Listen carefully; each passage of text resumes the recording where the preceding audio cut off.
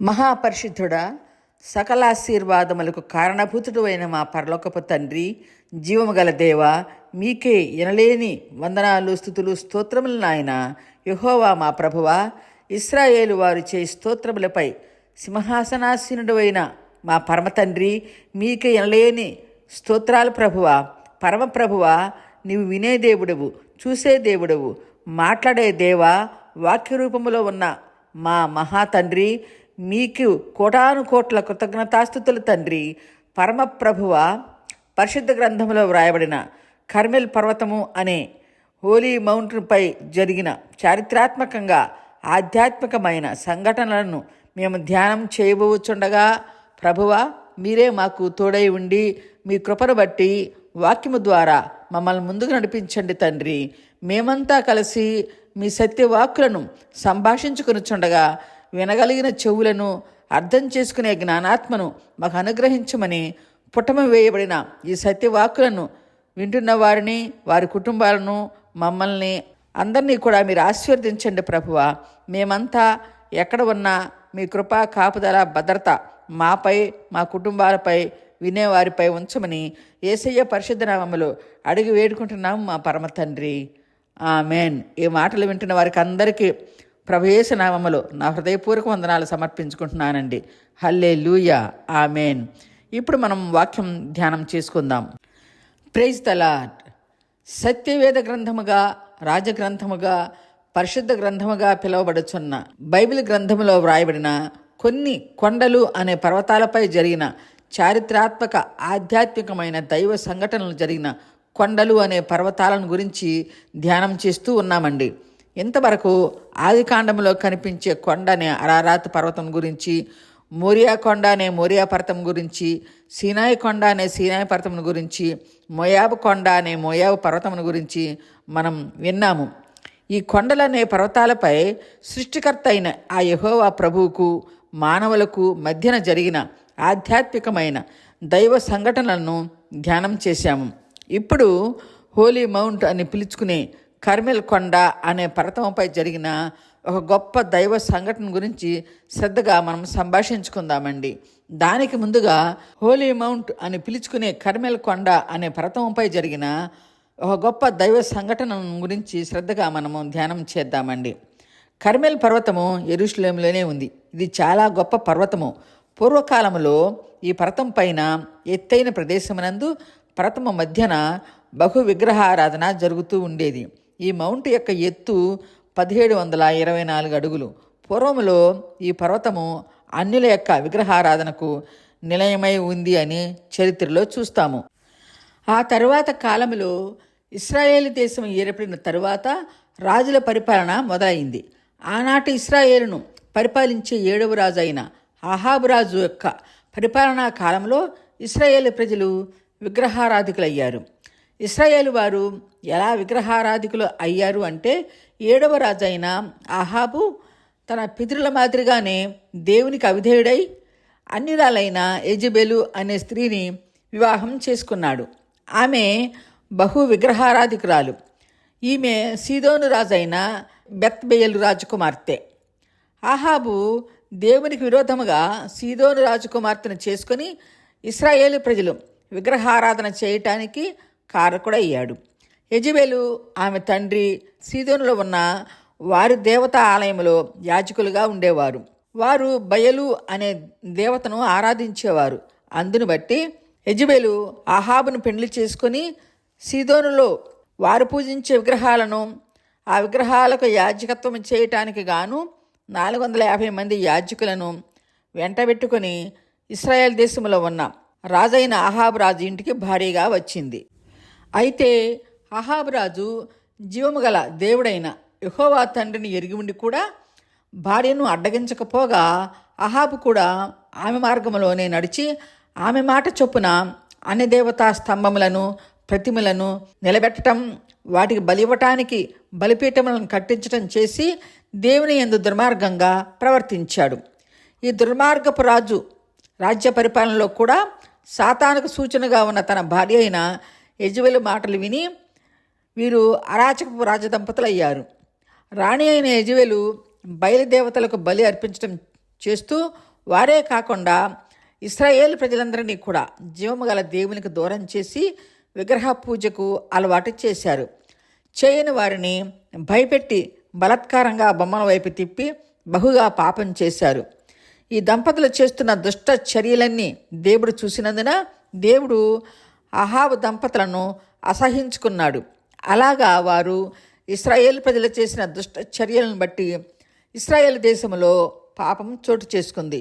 ప్రజలందరూ అక్రమాలకు అలవాటు పడి పాపిష్టి కార్యాలు చేస్తున్నందున దేవుడు దుష్టుడైన అహాబు రాజు దగ్గరకు తన పక్షముగా ఒక ప్రవక్త గారి ద్వారా ఒక వర్తమానం పంపించాడు. దేవుడు పంపిన ఆ ప్రవక్త ఎవరంటే గిలాదు కాపురస్తుడు తిష్బీయుడైన ఏలియా ప్రవక్త గారికి దేవుని వాక్య ప్రత్యక్షమై ఏలియా ప్రవక్తను ఇశ్రాయేల్ దేశంలోని అహాబు రాజు దగ్గరకు పంపించాడు. ప్రవక్త అయిన ఏలియా దేవుని ఆజ్ఞ చొప్పున అహాబు రాజు దగ్గరికి వచ్చాడు. అంతటా ఏలియా ప్రవక్త గారు అహాబుతో మాట్లాడుతూ, రాజా, ఎవని సన్నిధిని నేను నిలబడి ఉన్నానో ఇశ్రాయేల్ దేవుడైన యెహోవా జీవము తోడు, నా మాట ప్రకారం కాక ఈ సంవత్సరములో దేశములో మంచైనా వర్షమైనా పడదు కురవదు అని ఏలియా ప్రవక్త గారు అహాబుకి చెప్పాడు. ఇక్కడ మనం గమనిస్తే ప్రవక్త రాజుకు ఏమని చెప్తున్నారంటే, ఈ సంవత్సరము నా మాట ప్రకారం కాక అంటే దేవుడు చెప్పిన మాట ప్రకారంగా అని ఇక్కడ అర్థం చేసుకోవాలండి. అహాబు దంపతులు చేసిన నీచ కార్యాలను బట్టి దేశము పాపముతో నిండిపోయినందున ఆ దేశమందు మంచు పడనీయలేదు, వర్షము కురిపించలేదు. ఈ మాటలు 1 రాజుల గ్రంథం 17వ అధ్యాయం 1-2లో చూస్తాము. అందును బట్టి ఇశ్రాయేలు దేశములో గొప్ప క్షామం అంటే కరువు వచ్చింది. అలాగా 3 సంవత్సరాలు దేశ ప్రజలందరూ కరువులో బాధపడుచుండగా 3వ సంవత్సరమందు యెహోవా వాక్కు మరలా ఏలియాకు ప్రత్యక్షమై, నేను భూమి మీద వర్షము కురిపించబోచున్నాను, నీవు వెళ్ళి అహాబు రాజును దర్శించమని చెప్పాడు. దేవుని ఆజ్ఞ ప్రకారంగా ఏలియా ప్రవక్త గారు అహాబు రాజును కలుసుకోవటానికి వెళ్ళాడు. అప్పటి కాలంలో ఇశ్రాయేలు రాజధానిగా ఉన్న షామ్రోన్లో ఘోరమైన కరువు వచ్చింది. ఏలియా దేవుని మాట చొప్పున అక్కడ నుండి రాజు దగ్గరకు బయలుదేరుచుండగా అహాబు సేవకుడైన ఓబద్యా అనే ఒక అనుచరుడు ఏలియాను చూసి ఆ సంగతి అహాబు రాజుకు తెలియపరిచాడు. ఆ మాటలు విన్న దుష్టుడైన అహాబు రాజు బయలుదేరి ఏలియా ప్రవక్త దగ్గరకు వచ్చి ప్రవక్త గారిని చూస్తూ, ఇశ్రాయేలు ప్రజలను శ్రమపెట్టేవాడివి నీవే కదా అన్నాడు. అంతటా ఏలియా, రాజా, నేను కాదు, యెహోవా దేవుని ఆజ్ఞలను అనుసరించక బయలుదేవతలను అనుసరించుచు నీవును నీ తండ్రి ఇంటి వారును ఇశ్రాయేల్ ప్రజలను శ్రమపెట్టువారై ఉన్నారు. అందుమూలముగానే దేవుడు మీపై కరువు పంపించాడు అన్న విధంగా ఏలియా ప్రవక్త గారు రాజుతో చెప్పాడు. అంతటా ఏలియా ప్రవక్త గారు రాజుతో మాట్లాడుతూ, రాజా, ఇప్పుడు నీవు ఇశ్రాయేలు వారిని అందరినీ నీ భార్య అయిన యెజెబెలు పోషించుచున్న బయలుదేవతా ప్రవక్తలైన 450 మందిని, అషేరాదేవి ప్రవక్తలైన 400 మందిని నా దగ్గరకు కర్మేల్ పర్వతమునకు పిలువనంపించు అని ప్రవక్త గారు రాజుతో చెప్పాడు.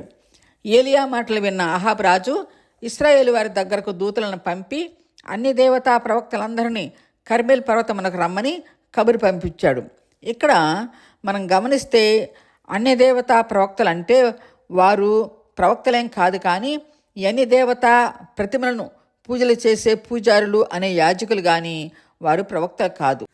అంతటా అహాబు రాజు ఏలియా ప్రవక్త గారు చెప్పిన విధంగా యెజెబెలు పోషించుచున్న బయలుదేవత ప్రవక్తలు అనే పూజారులు 450 మందిని, అషేరాదేవి పూజారులు 400 మందిని, మొత్తం 850 మంది పూజారులను ఎలీషా ప్రవక్త అహాబు రాజు ద్వారా ఆ 850 పూజారులను కర్మేల్ పర్వతం పైకి రప్పించాడు.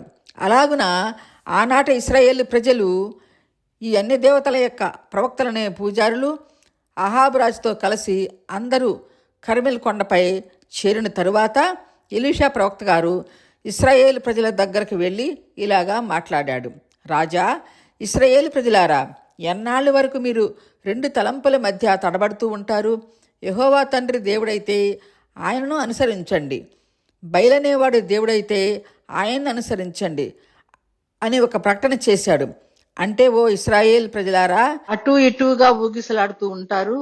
యెహోవా దేవుడా లేక బయలుదేవుడా అని రెండు విధాలుగా ఆలోచన చేస్తారు. వారిలో ఎవరు మీకు దేవుడు అని అనిపిస్తే వారినే అనుసరించండి అని ప్రకటించిన ఇశ్రాయేల్ వారు, అక్కడ ఉన్నవారు కానీ ఎవ్వరూ కానీ జవాబు చెప్పలేదు. అప్పుడు ఎలీషా మరలా మాట్లాడుతూ, అహాబు రాజా, ఇశ్రాయేల్ ప్రజలారా, యెహోవా ప్రవక్తలలో నేను ఒక్కడనే ఉన్నాను. అయితే బయలుదేవిని ప్రవక్తలు 450 మంది ఉన్నారు. మాకు 2 ఎద్దులను ఇవ్వండి. ఆ 2 ఎద్దులలో బయలు ప్రవక్తలు 1 ఎద్దును కోరుకొనమనండి. దానిని వధించి ముక్కలుగా చేసి క్రింద అగ్నిని వేయకుండా బలిపీఠపు కట్టెల మీద ఆ బలిపశు మాంసమును ఉంచండి. 2వ ఎద్దును నేను సిద్ధము చేసి క్రింద ఏమీ నిప్పు పెట్టకుండా బలిపీఠంపై ఉన్న కట్టెలపై పశుమాంసమును ఉంచుతాను. తర్వాత మీరు మీ బయలుదేవతను బట్టి ప్రార్థన చేయండి. నేనైతే యెహోవా నామమును బట్టి ప్రార్థన చేస్తాను. ఏ దేవుడు మన ప్రార్థన విని జవాబుగా ఆకాశము నుండి అగ్నిని పంపించి బలిపీఠం పైన కట్టెలను రాళ్లను పశుమాంసమును దహించి వేస్తాడో ఆయనే నిజదేవుడని నిశ్చయించుకుందాము అని ఏలియా ప్రవక్త కర్మెల్ పర్వతంపై ఉన్న వారందరికీ చెప్పాడు. ఏలియా చెప్పిన మాటను బట్టి కర్మెల్ పర్వతంపైకి వచ్చిన వారంతా ఏలియా చెప్పిన మాటను అంగీకరించారు. అప్పుడు ఏలియా ప్రవక్త గారు బయలు ప్రవక్తల దగ్గరకు వెళ్ళి, మీరు 450 మంది ఉన్నారు కనుక మొదటగా మీరు మీ బయలుదేవతకు ప్రార్థించండి. అగ్ని దిగి రాకపోతే ఆ తర్వాత నేను నా దేవుడైన యెహోవాకు ప్రార్థన చేస్తాను అని చెప్పినప్పుడు అందుకు వారంతా ఏకగ్రీవంగా అంగీకరించారు. వెంటనే బయలు పూజారులందరూ వారంతా అక్కడ ఉన్న 2 ఎద్దులలో ఒకదానిని కోరుకొని వధించి ఏలియా గారు చెప్పినట్లు కట్టెలను పేర్చి క్రింద నిప్పు పెట్టకుండా బయలుదేవతకు ఉదయం మొదలుకొని మధ్యాహ్నం వరకు ప్రార్థిస్తూ, బయలా మా ప్రార్థన వినమని ప్రార్థించారు. అయినా కానీ ఏమీ జవాబు రాలేదు. కనుక వారంతా బలిపీఠము దగ్గర గంతులు వేస్తూ ప్రార్థన చేసిన వారికి బయలుదేవుని నుండి ప్రత్యుత్తరము రాలేదు. ఏలియా ఇదంతా చూస్తూ, మధ్యాహ్నమైన తరువాత బయలుదేవుడై ఉన్నాడు కదా, పెద్ద కేకలు వేయండి. ఒకవేళ ధ్యానం చేస్తున్నాడో లేక నిద్రపోతున్నాడో, ఇంకా ఎక్కడికైనా ప్రయాణం చేస్తున్నాడేమో, నిద్రపోతుంటే లేపాలేమో, కేకలు వేయండి అని ఏలియా ప్రవక్త గారు బయలు ప్రవక్తలను అపహాస్యంగా మాట్లాడాడు. అప్పుడు ఆ మాటలకు బయలుదేవత ప్రవక్తలు బలిపీఠము దగ్గర గంతులు వేస్తూ కేకలు వేస్తూ, బయలా మా ప్రార్థన ఆలకించు, బయలా మా ప్రార్థన ఆలకించు అని కత్తులతో రక్తము కారునంతగా తమ శరీరములను కోసుకుని ఎగురుతూ మధ్యాహ్నం వరకు ప్రార్థించారు. ఆ విధంగా వారు దేవునికి అస్తమయ నైవేద్యం అర్పించే సమయం వరకు బయలు ప్రవక్తలు ప్రార్థన చేస్తూనే వచ్చారు. కానీ ఏమీ జవాబు రాలేదు. ఇక్కడ మనం గమనిస్తే బయలుదేవతా ప్రవక్తలు ఎంత ప్రార్థన చేసినా ఎందుకు వారికి జవాబు రాలేదు అంటే, బయలు అనేవాడు జీవము గల దేవుడు కాదు, కానీ మనుషుల చేతులతో తయారు చేసిన జీవము లేని బొమ్మలు కనుక అవి ఎలా వింటాయి? దావీదు గారు 115వ కీర్తన 4-6లో చెప్పిన విధంగా, వారి విగ్రహములు వెండి బంగారువి, అవి మనుషుల చేతి పనులు, వాటికి నోరుండి పలుకవు, కన్నులుండి చూడలేవు, చెవులుండి వినలేవు, ముక్కులుండి వాసన చూడలేవు, పాదములుండి నడవలేవు, గొంతుక ఉండి మాట్లాడలేవు, కాళ్ళుండి నడవలేవు, చేతులుండి పనిచేయలేవు. వీటిని చేయువారును వాటి యందు నమ్మిక ఉంచు వారందరూ వాటి వంటి వారై ఉన్నారు. కాబట్టి ఇశ్రాయేలు ప్రజలారా, యెహోవాను నమ్ముకొనండి. ఇశ్రాయేలు వారలారా, ఆయనే మనకు సహాయము కేడము అని దావీదు తెలియపరుస్తూ, అన్య దేవతలు మనుషులు చేసిన జీవము లేని బొమ్మలు కనుక జీవము గల యెహోవా దేవుని యందు నమ్మకము ఉంచి ఆయన యందు భయభక్తులు కలిగి ఉండండి. ఆయన మిమ్మల్ని మర్చిపోలేదు, మిమ్మల్ని ఆశీర్వదిస్తాడు అని దావీదు బొమ్మలకు జీవము గల దేవుడైన యెహోవాకు మధ్యన ఉన్న తారతమ్య భేదము తెలియపరిచాడు. దావీదు గారు ప్రవచించిన విధంగానే బయలు ప్రవక్తలు ఎంత ప్రార్థించినా జవాబు రాలేదు అని మనము తెలుసుకున్నామండి.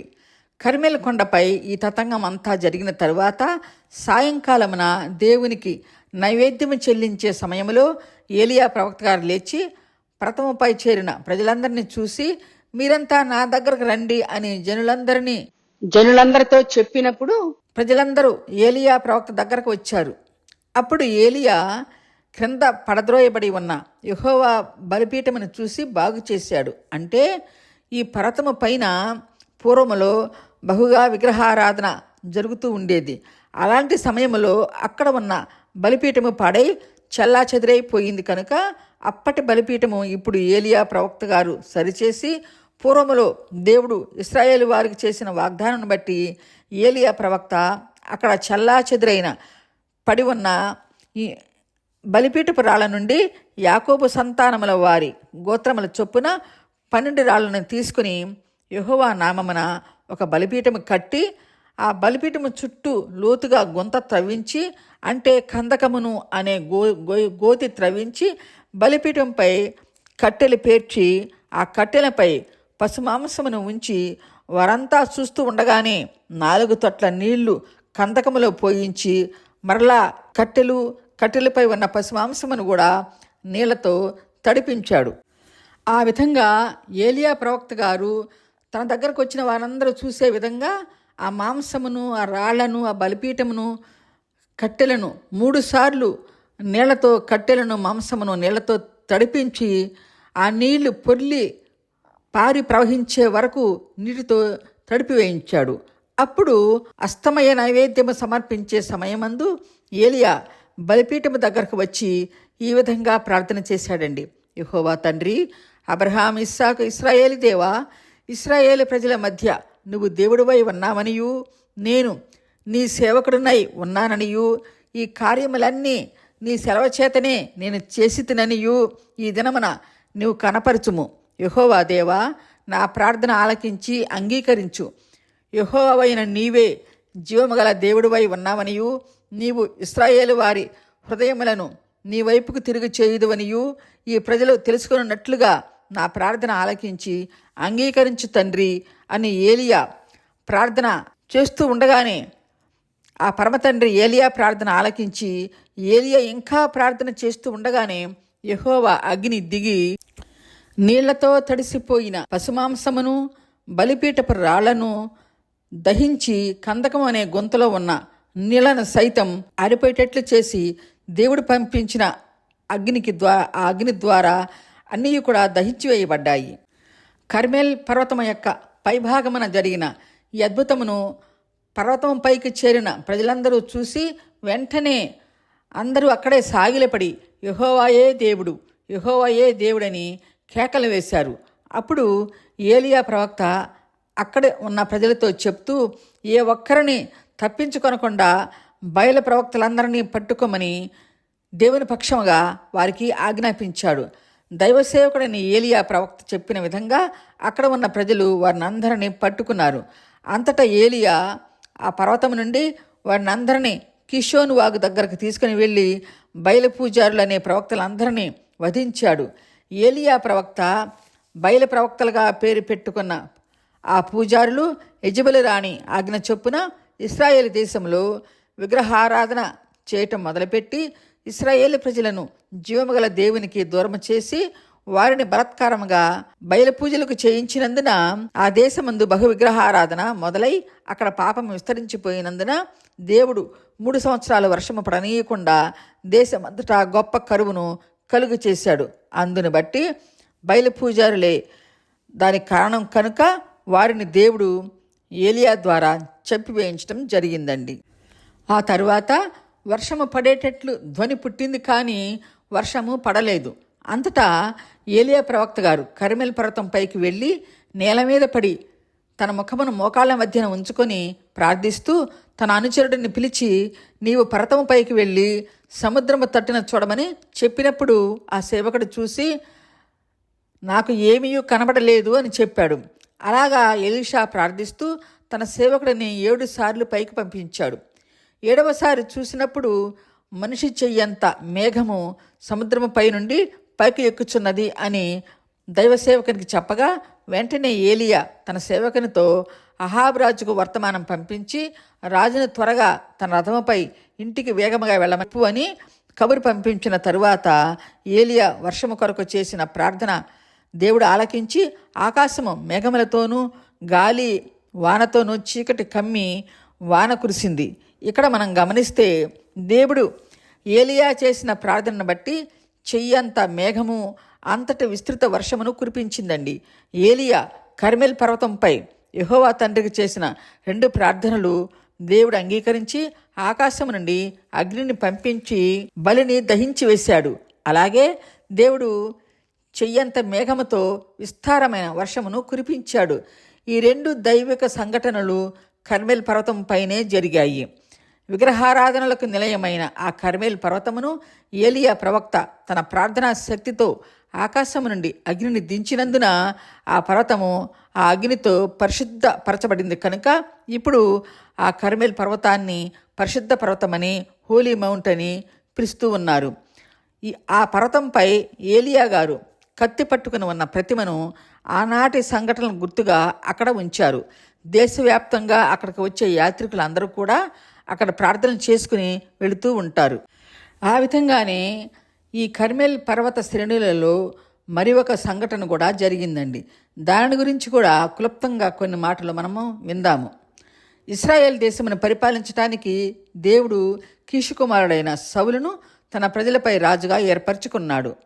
అయితే సౌలు రాజైన తరువాత కొలది కాలములోనే దేవునికి అవిధేయుడై నడిచినందున దేవుడు సౌలు రాజును తన ప్రజలను పరిపాలించటానికి నిరాకరించాడు. ప్రవక్త అయిన సమూయేలును దర్శించి ఈ విధంగా మాట్లాడాడు.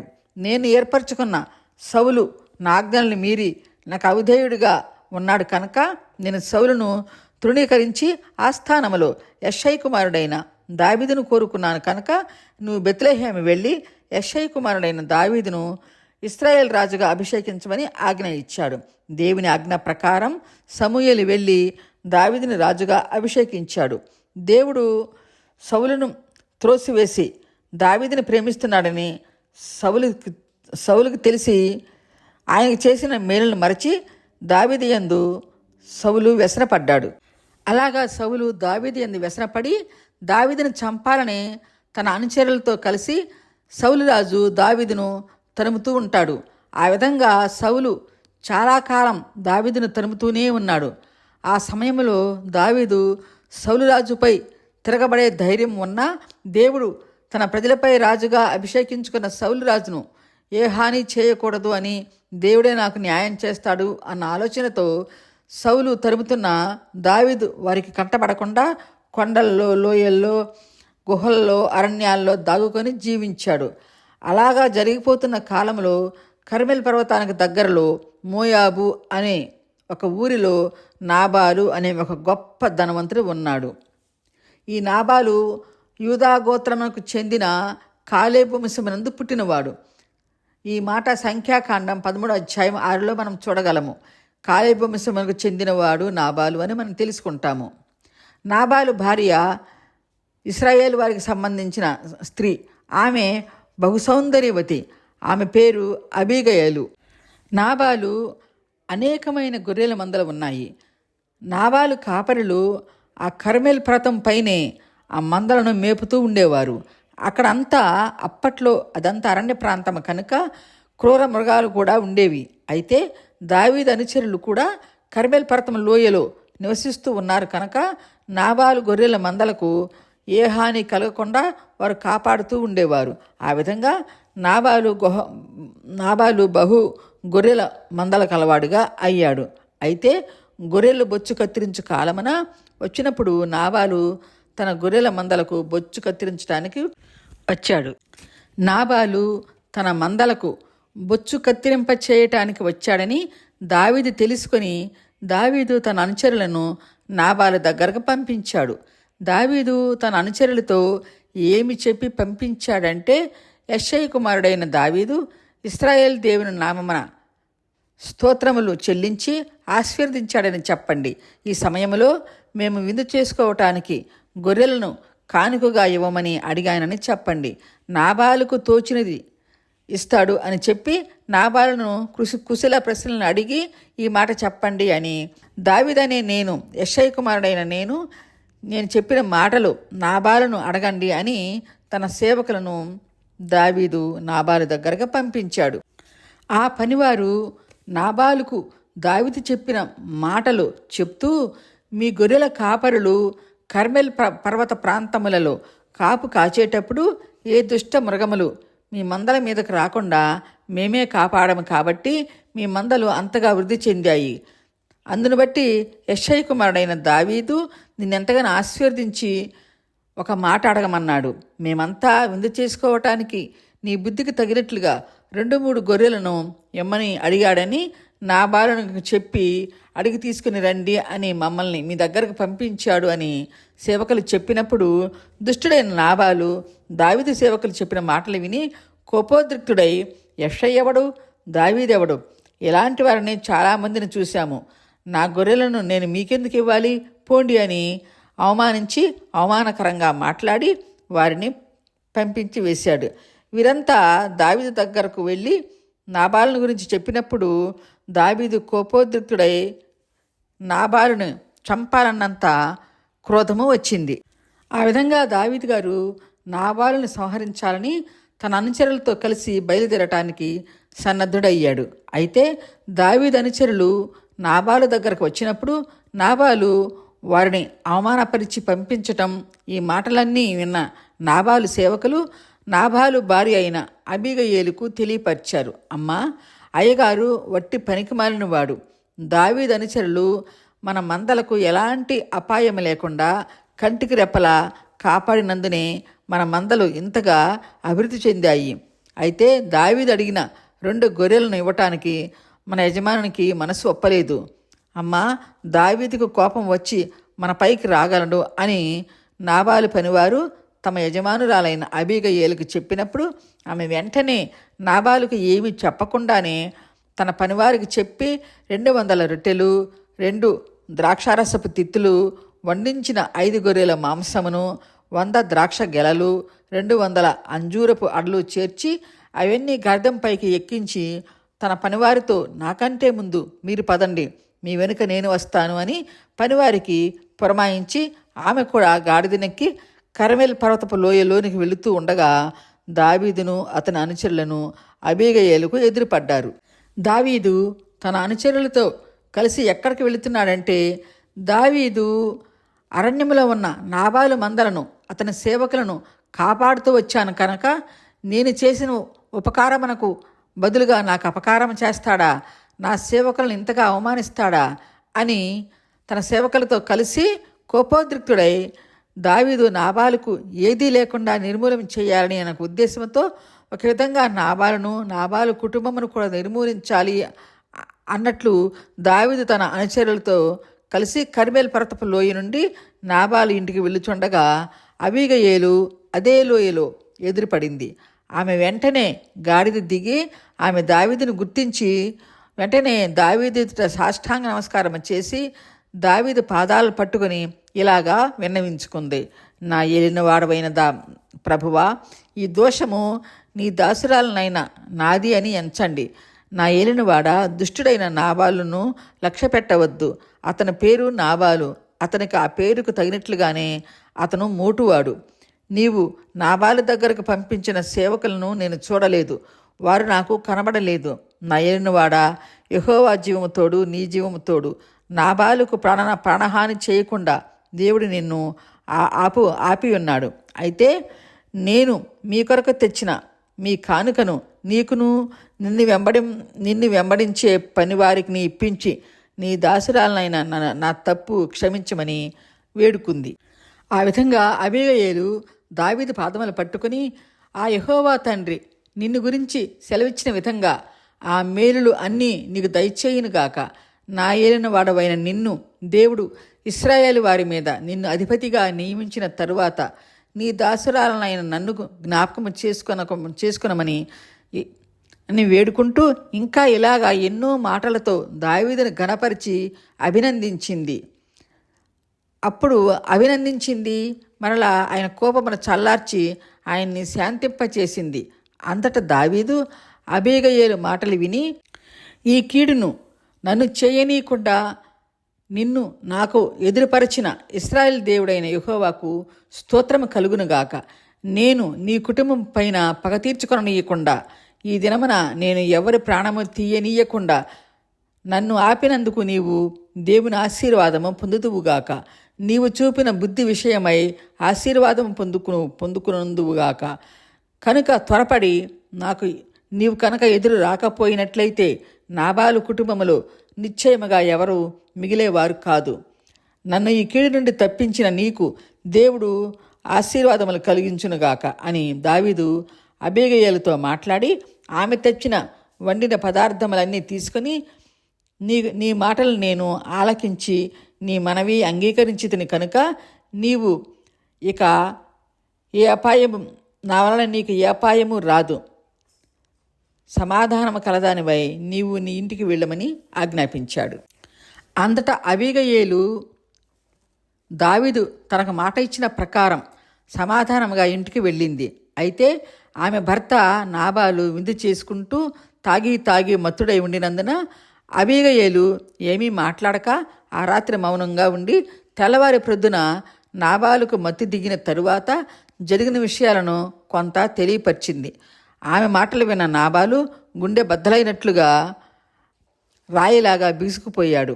అలాగా ఎందుకు అయ్యింది అంటే దావీదు తనపై దయ చూపకపోతే నా వంశం ఉండేది కాదు కదా అని భయపడి బిగదీసుకుని పోయాడు. ఆ భయంతోనే 10 రోజుల తరువాత మరణించాడు. దావీదు దేవుని ఆత్మానుసారుడు. రాబో కాలములో సౌలు తర్వాత రాజుగా ఉండటానికి దేవుడు సమూయేలు ద్వారా అభిషేకింపచేశాడు. అలాంటి గొప్పవాడైన దావీదును దుర్మార్గుడైన నాబాలు అవమానపరిచినందున దేవుని ఉగ్రత నాబాలుపైకి వచ్చి మరణించటం జరిగింది. ఇక్కడ మనం వినిన ఈ మాటలను బట్టి దైవ సేవకులను కానీ, దేవుడు తన పని కొరకు ఏర్పరచుకున్న పరిచారకులకు కానీ, ప్రవక్తలను కానీ, అభిషేకింపబడిన వారిని కానీ, పాస్టర్లను కానీ, దేవుని పనిచేసి ఎవరినే కానీ వారి కొరకు ప్రార్థన చేయాలి తప్ప ఎవరిని నిందించి అవమానకరంగా మాట్లాడకూడదు, చూడకూడదు అని తెలుసుకుంటాము.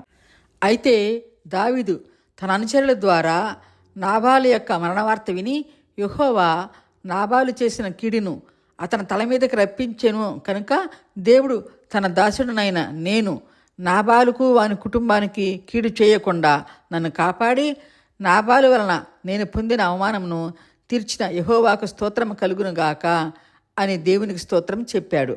ఆ తర్వాత దావీదు విధవరాలైన అబీగయీలును పెళ్లి చేసుకున్నట్టుకై ఆమెతో మాట్లాడుటకు తగిన పెద్దలను ఆమె దగ్గరకు పంపించాడు.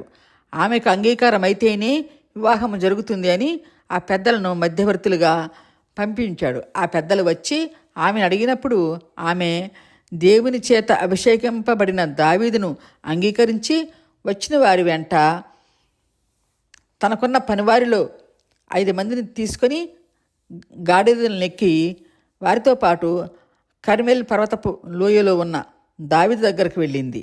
దావీదు అందమైన అబీగయీలును అందరి ఎదుట పెళ్లి చేసుకున్నాడు. వారికి 2 పిల్లలు పుట్టారు. మొదటివాడు కిలియాబు, రెండవవాడు దానియేలు. అప్పటికి దావీదుకు సౌలు కుమార్తె అయిన మీకాలు అని ఆమెతో పెండ్లయింది. కానీ సౌలు దావీదు మీద వ్యసనపడి మీకాలుకు రెండవ పెళ్లి చేసినందున ఇంకా మీకాలు దావీదు దగ్గరకు అప్పట్లో రాలేదు. ఆ తర్వాత ఇశ్రాయేలు వారికి చెందిన అహీనోయిము అనే భార్య ఉంది. 3వ భార్య అయిన అబీగయీలు ఆయన దగ్గర ఉన్నారు. 2వ భార్య, 3వ భార్య ఉన్నారు కానీ మొదటి భార్య లేదు. ఆ తర్వాత కాలంలో సౌలు మరణానంతరము దావీదు బహిరంగంగా తన అనుచరులతో ఉన్నప్పుడు ఇశ్రాయేలు పెద్దలందరూ దావీదును రాజుగా ఏర్పరచుకున్నారు. అప్పుడు దావీదు హెబ్రోనులో ఉండి మొదటగా 7 సంవత్సరాలు రాజ్య పరిపాలన చేసి ఆ తరువాత యెరూషలేములో 33 సంవత్సరాలు పరిపాలించాడు. మనం చెప్పుకున్న ఈ మాటలన్నీ కూడా కర్మెల్ పర్వత శ్రేణులలోనే జరిగాయని మనం జ్ఞాపకం చేసుకోవాలండి. ఈ మాటలను విన్నవారిని ఆ పరమ తండ్రి ఆదరించి ఆశీర్వదించాలని, వారి కుటుంబాలకు ఎల్లప్పుడూ ఆయన కృప దయచేయాలని వేడుకుంటున్నానండి. హల్లెలూయా, ఆమేన్. అందరికీ వందనాలు. తరువాత భాగంగా తాబోరు కొండను గురించి ధ్యానం చేద్దాము.